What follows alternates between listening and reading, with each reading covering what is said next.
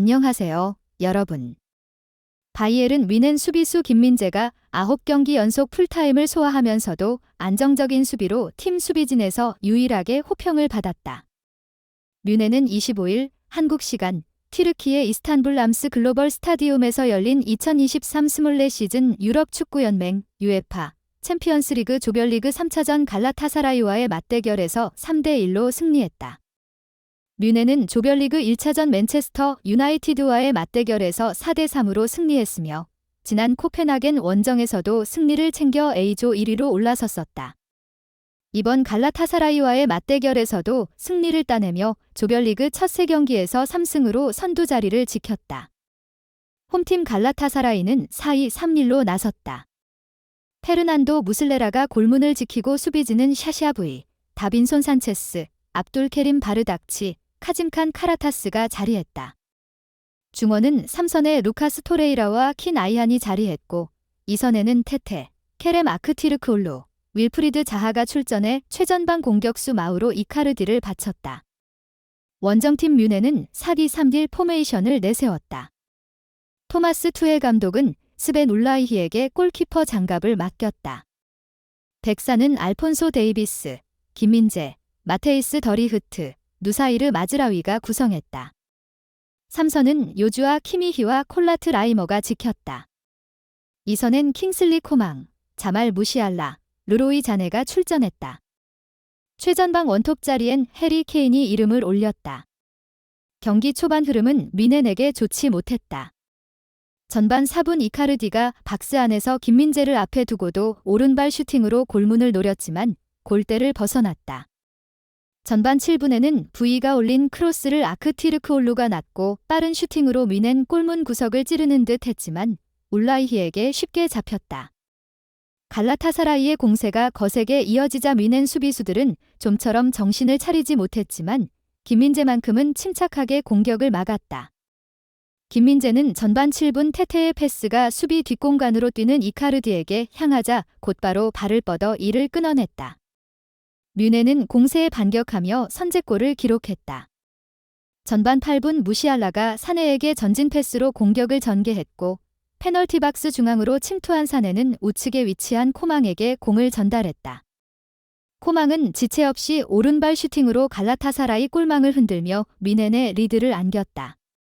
김민재의 수비로 위기를 넘기기도 했다. 전반 16분 김민재는 테테가 패스를 받는 과정에서 이를 경합을 통해 철저하게 차단했고 공까지 깔끔하게 데이비스에게 전달하며 돌파를 허용하지 않았다. 전반 23분에는 아르티르크올루가 공을 몰고 박스 안으로 침투하는 것을 사전에 차단하며 상대 공격 기회를 막아냈다. 하지만 뮌헨은 쉽게 동점을 허용했다. 전반 30분 키미히가 페널티 박스 안에서 이카르디에게 거친 태클을 시도했는데 주심은 곧바로 페널티킥을 선언했다. 키커로 나선 이카르디는 이를 깔끔하게 마무리하며 경기를 원점으로 돌렸다. 계속된 뮌헨 수비진의 실수에 김민재도 흔들렸다. 전반 38분 수비 진영으로 넘어오는 롱패스를 김민재가 정확하게 처리하지 못했고 이후 아르티르크올루의 슈팅까지 나왔지만 울라이히가 몸으로 선방해내며 위기를 넘길 수 있었다. 갈라타사라이는 동점골 이후 추가골까지 노리며 뮌헨을 위협했다. 전반 39분 이카르디가 문전 앞에서 크로스를 헤더로 마무리하며 골문을 노렸지만 골대 위로 향했다. 전반 추가 시간에도 이카르디가 헤더로 뮌헨을 위협했지만 골문 안쪽이 아닌 골대 옆으로 벗어났다. 전반은 1대1로 마무리됐다. 승리가 필요한 뮌헨은 후반 초반부터 다시 갈라타사라이를 몰아붙이기 시작했다.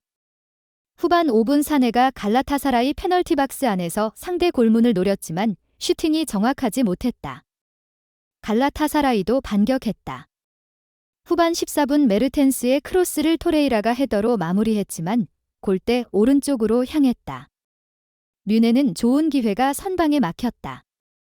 후반 18분 울라이히의 롱패스로부터 전개된 공격 작업에서 무시알라가 수비수를 제치고 공을 잡아내며 기회를 잡았고 무시알라는 페널티 박스 아크 부근까지 전진해 사네에게 패스를 내줬다. 사네는 공을 잡고 침착하게 왼발 슈팅으로 마무리했는데 무슬레라가 이를 막아냈다. 뮌헨의 해결사는 케인이었다. 후반 28분 마즈라위가 페널티박스 우측에서 올려준 크로스를 쇄도하던 무시알라가 잡아냈고 무시알라는 슈팅 대신 골문 앞에 위치한 케인에게 패스를 건넸다. 케인은 100킬로 시도한 첫 번째 슈팅이 막히자 곧바로 집중력을 갖고 공을 다시 한번 밀어넣으며 갈라타사라이 골망을 흔들었다. 케인의 득점으로 다시 리드를 잡은 뮌헨은 추가골 기회를 노렸다. 후반 32분 역습을 통해 상대 문전 앞까지 진출한 무시알라가 페널티박스 좌측에 위치한 데이비스에게 패스했고 데이비스의 슈팅은 갈라타사라이 골문이 아닌 옆그물을 때렸다. 김민재는 후반 34분 상대 공격수 이카르디의 공격 시도를 저지하는 과정에서 안정적인 마크와 이후 패스로 상대 공격을 철저하게 차단했다. 뮌헨은 결국 추가골까지 터뜨리며 승부의 쐐기를 박았다. 후반 35분 케인이 페널티박스 안쪽에서 공을 잡고 중앙에서 쇄도하는 무시알라에게 컵백 패스를 내줬다. 무시알라는 침착하게 낮고 빠른 슈팅으로 갈라타사라이 골문을 노렸고 무슬레라는 이를 반응하지 못하며 득점했다. 이후 후반 추가 시간 갈라타사라이가 공격을 시도했지만 뮌헨이 실점을 허용하지 않으며 경기는 뮌헨의 3대1 승리로 마무리됐다. 투헬 감독은 이날 경기에서 마즈라위, 케인, 코망 등을 교체해 주었지만 백업 자원이 없는 센터백 포지션은 김민재와 더 리흐트를 풀타임 기용할 수밖에 없었다. 김민재는 이날 경기 풀타임 출전으로 지난 리그 2라운드 아우크스부르크전에서 80분을 소화한 이후 자신이 뮌헨에서 선발로 출전한 9경기에서 모두 풀타임을 소화하는 엄청난 체력을 선보였다. 김민재는 이날 경기에서 90분 동안 패스 성공률 90%, 공 소유권 회복 7회, 인터셉트 2회, 클리어링 2회, 볼 경합 성공 4회 등 준수한 활약을 펼쳤다. 독일 매체 SPOX는 경기 후 평가에서 김민재에게 평점 2, 5점을 부여하며 칭찬했다. 평점 2, 5점은 김민재를 비롯해 케인, 무시알라, 더 리흐트를 포함해 총 4명뿐이었다. SPOX는 평점에 대한 이유로 그는 경기장에서 차분하게 모습을 드러냈다. 더 리흐트와 함께 결정적인 세이브를 해냈고 자신감 넘치는 패스도 인상적이었다라며 칭찬했다. 다만 호평만 있었던 것은 아니다. 독일 매체 아벤트 차이퉁은 김민재와 더불어 마즈라위, 더 리흐트, 데이비스, 키미히에게 가장 낮은 평점 4점을 부여했다. 아벤트 차이퉁은 김민재에 대해 디카르디의 슛을 맞는 중요한 블록도 했으나 페널티킥 상황에 휘말렸다. 아크티르크올루의 돌파도 허용할 뻔했다.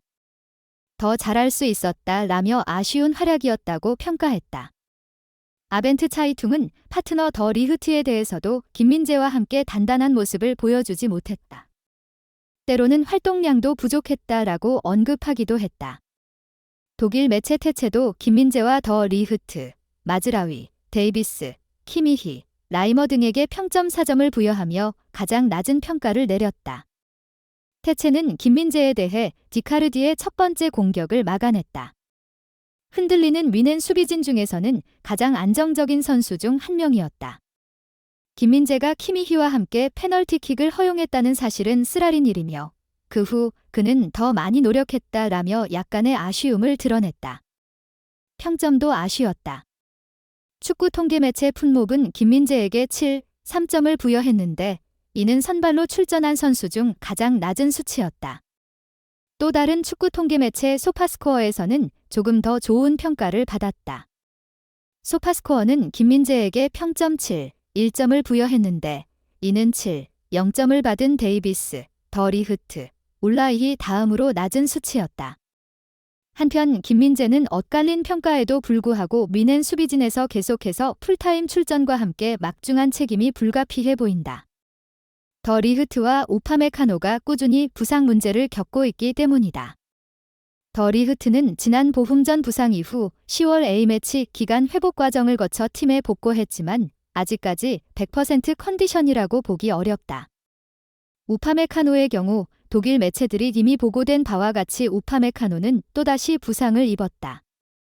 그는 허벅지 부상을 입으면서 프랑스 축구대표팀을 떠나야 했다.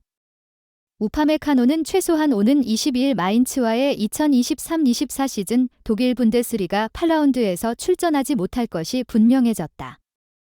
우리가 파악한 바에 따르면 그는 왼쪽 허벅지에 경미한 근섬유 손상을 입어 2~3주 결장할 것으로 예상된다라고 전하며 최소한 당분간은 더리흐트와 김민재의 출전에 기대해야 하는 상황이다. 이런 상황이기에 김민재의 혹사에 대한 우려도 적지 않다. 독일 매체 테체는 김민재는 뮌헨에서 팀에 적합한 유일한 센터백이다. 축구 감독들은 프로 선수들이 전 세계로 떠나는 것을 보는 것을 좋아하지 않으며 특히 여정이 길어지는 것을 보는 건 더 싫어한다. 김민재는 다음 경기를 앞두고 뮌헨에 돌아오기 전까지 90분 경기를 2번, 비행기 12시간 이상 탑승을 2번 겪을 가능성이 높다. 그렇다면 이 선수가 완전히 좋은 상태는 아닐 거라고 미리 말할 수 있다라며 그의 무리한 경기 소화와 A매치 일정에 우려를 표했었다. 일부 매체는 뮌헨은 안도의 한숨을 쉴 수 있다. 김민재는 부상 없이 남았다. 수비 부상 문제를 감안할 때 골보다 뮌헨에게 중요한 것은 김민재가 부상 없이 경기에서 살아남는 것이었다라며 김민재의 무사 귀환을 축하하기도 했다.